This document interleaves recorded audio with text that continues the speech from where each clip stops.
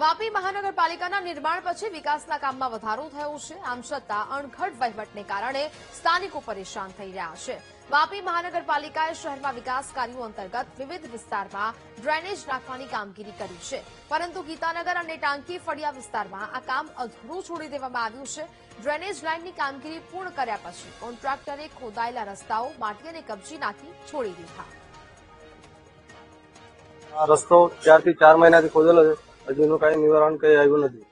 રસ્તા પર ધૂળ ઉડે, માટી ઉડે, અમને ચોમાસામાં આખું પાણી ભરાઈ જશે, આવવા જવામાં તકલીફ બધું જ થશે।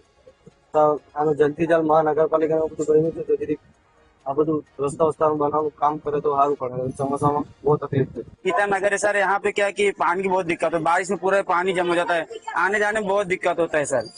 पानी पूरा गटर पूरा जाम हो जाता है। और आज समझ लो मैं 10-12 साल से यहाँ रहता हूँ ना, पानी हमेशा भरा रहता है। बारिश की बहुत दिक्कत है।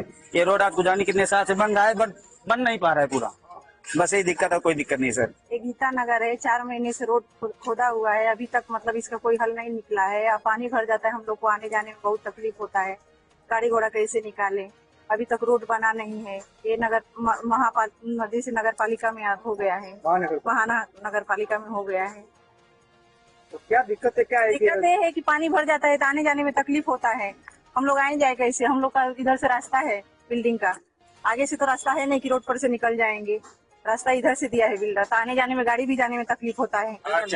4 महीना થઈ ગયા। એના પહેલા બરાબર રસ્તો હતો, ખોદીને એ જેના પછીથી પાસે આવ્યા જ નથી। હજુ અમારે આ ચોમાસું આવવાનું છે ત્યારે પછી તો મંટોડીના ઢગ પડ્યા છે, તો હટાવવાની મરજી નહીં મળે। અમારે ચીકનું બધું પાણી ભરાઈ ભરાઈને કેવું થઈ જતું છે અહીંયા તો।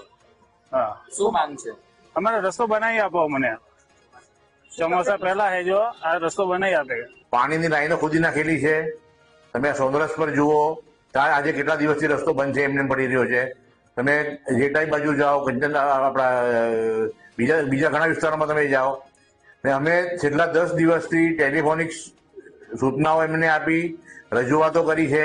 હમણાં થઈ જશે, હમણાં માણસો આવશે। હમણાં 2-3 વિસ્તારના અંદર તો એ લોકો કામ ચાલુ કરીને માણસો ભાગી ગયા।